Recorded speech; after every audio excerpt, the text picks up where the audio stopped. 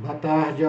Agora algumas considerações interessantes em nível teórico e em nível factual sobre o que nós vimos essa semana. Nós vimos um filósofo falando, um teólogo falando de questões sociológicas, filosóficas, né, levantando, Boff falando de Kant, de Hegel, de Marx, né, e um filósofo falando de questões religiosas, né? Falando de Adão, né, de Cristo, embora ele não fale diretamente, não entre em detalhe nessa questão de Cristo. Nós vamos aí quem vai complementar é Leonardo Boff, vai complementar essa questão de Deleuze na Jesus Cristo Libertador. Mas antes dele, teve outro filósofo que pensou nesses termos, né? Na questão da ressurreição de Cristo, né? E ele pensou em termos filosóficos. Vamos ler aqui essa questão da morte e da ressurreição de Cristo. O compreender dessa representação exprime agora mais precisamente o que antes era denominado nela o ressurgir espiritual ou converter-se de sua consciência singular na universal ou na comunidade. A morte do homem divino como morte é a negatividade absoluta, abstrata, aliás, o resultado imediato do movimento que só se consuma na universalidade natural. A morte perde essa significação natural na consciência de si espiritual, ou seja, torna-se seu conceito indicado acima. A morte daquilo que imediatamente significa. Do não ser deste singular se transfigura na universalidade do espírito, que vive em sua comunidade e nela cada dia morre e ressuscita. Do outro lado, universal, tornou-se por isso mesmo consciência de si.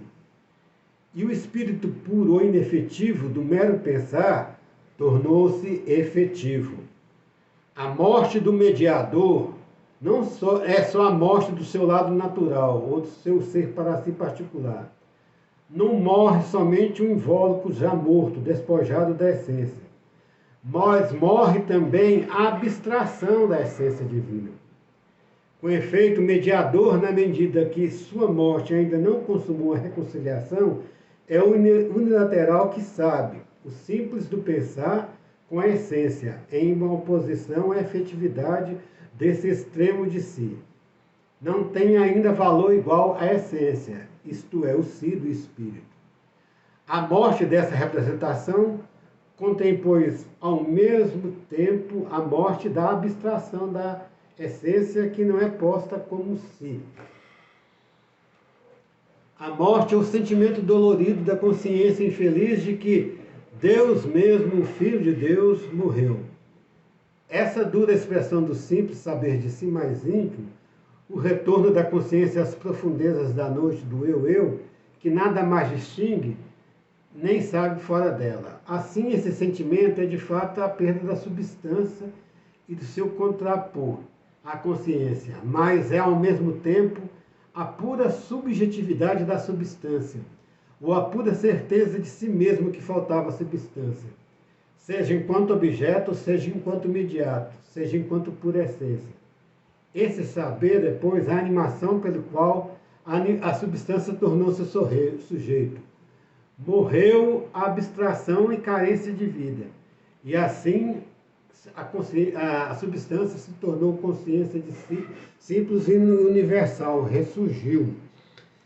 Aqui nós vemos a linguagem da singularidade, subjetividade, uma linguagem bem de Hegel na sua linguagem circular, né? E a ressurreição, a morte dele foi uma morte real, né? Mas ele fala, mas ressuscita, né? Ressuscita no reconhecimento da comunidade.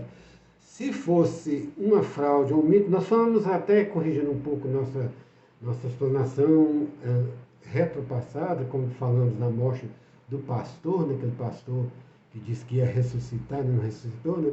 Não foi bem uma farsa, mas foi um malogro, né? Aqui não, aqui se torna verdadeiro quando isso incentivou a comunidade. Isso que Hegel está expondo aqui nessa questão da ressurreição de Cristo, né? Um pensamento já para, como que fala,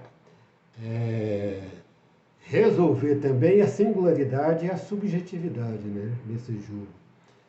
Então, essa é uma proposta a se aprofundar. Outra questão de Deleuze, ele faz uma interpretação de Leibniz sobre as mônadas, em que ele fala que as mônadas podem ser vistas como departamento, cidade. Ele faz uma interpretação aberta.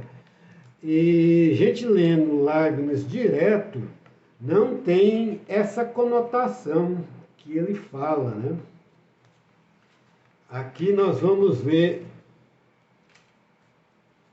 Deleuze falando das mônadas, né?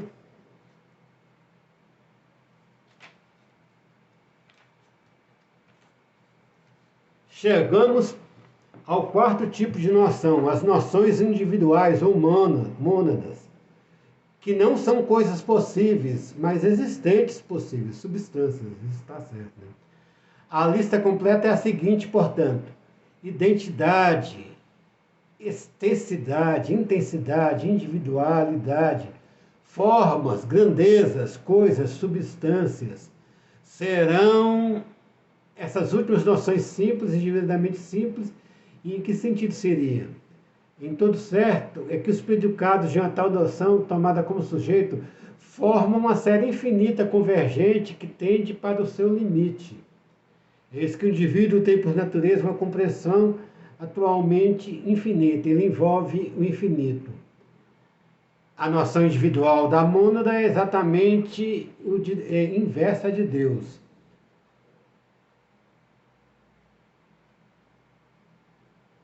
Mais na frente aqui, não vamos ler muito, por causa para não alongar o tempo, mas mais na frente aqui ele fala, quando ele fala de coisas, né, ele fala que a mônica são coisas também, ele fala de departamentos, cidades.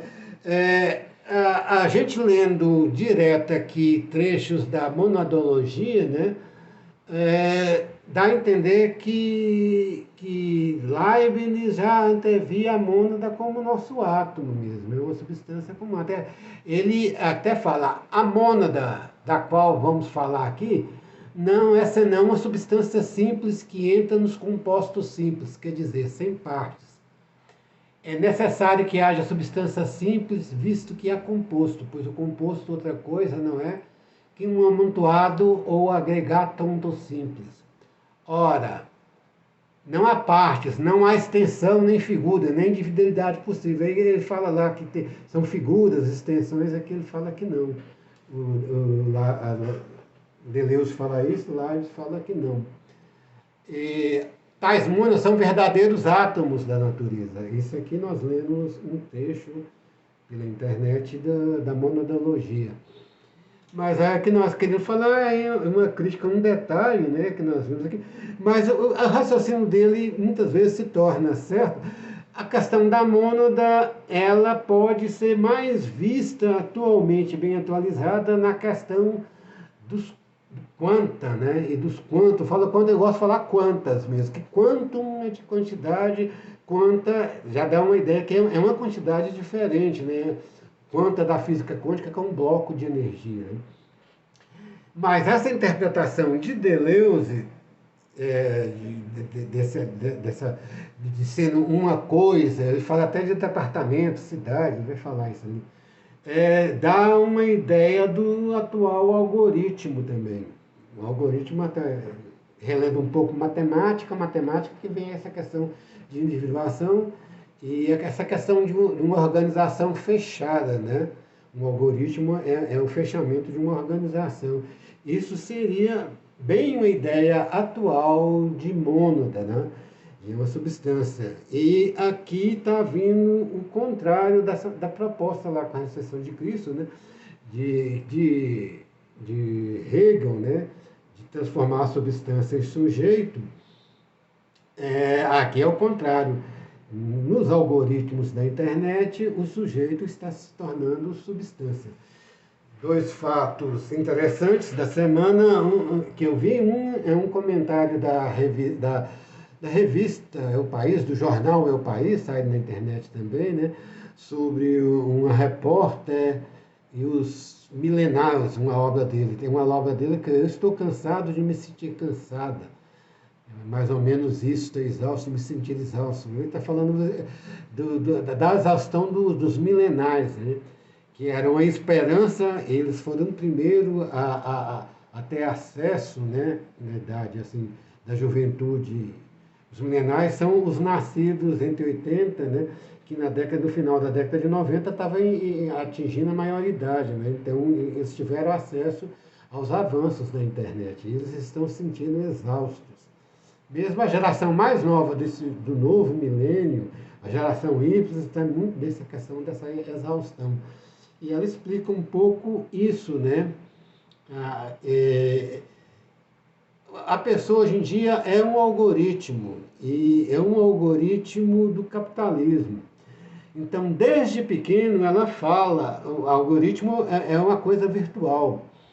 Aí ela fala uma crítica já nesse sentido, que desde criança, tudo e qualquer coisa que a criança faz, já faz-se um book, já faz tudo, já indicando ela para ser uma figura virtual. E o cansaço dos milenares é isso, porque eles vêm sempre exigindo, está sendo sempre exigido, desde pequeno, que a pessoa se torne um algoritmo, se torne algo virtual. Então é um esforço, é uma análise interessante dessa filósofa, né? dessa repórter. Eu ia anotar o nome dela, não vi, mas saiu no jornal É o País. Mais na frente, se alguém quiser procurar em É o País, o cansaço, a exaustão dos milenares, né? Procura isso que vai achar. E outra coisa mais esse virtualismo, outra coisa é o Facebook, que vai mudar para meta, no sentido de metalinguagem. Mais e mais a realidade virtual vai estar presente, o homem vai dialogar mais e mais com ela, já com uma coisa real em frente a ele. Nós fazemos uma crítica a isso, acho que já em algum outro nossa explanação nós já fizemos a isso, e sobre essa questão da virtualidade, né, e da internet. No nosso livro, quem não quiser, nós vamos lançar, tem uma parte que nós analisamos isso, né? As fake news, porque a internet ela cria uma outra realidade como se fosse a verdadeira, e uma realidade virtual, e uma realidade manipulável. No celular, por ser menor, ainda há espaço para a subjetividade vir e ver, não, aquilo está aqui dentro, então é algo realmente virtual. Agora, o problema agora é com essa realidade que a pessoa vai dialogar com o virtual como se fosse do mesmo tamanho dele. Tem uma foto do Zuckerberg, ele mesmo, né? Então, a manipulação vai ser muito mais perigosa e muito mais... A alienação dessa subjetividade vai ser mais feroz. Então, recuperar essa individualidade, essa singularidade, vai ser um outro fato, mais no futuro, que vamos ter de novo que recuperar esse lado da libertação da subjetividade. Boa tarde, até semana que vem.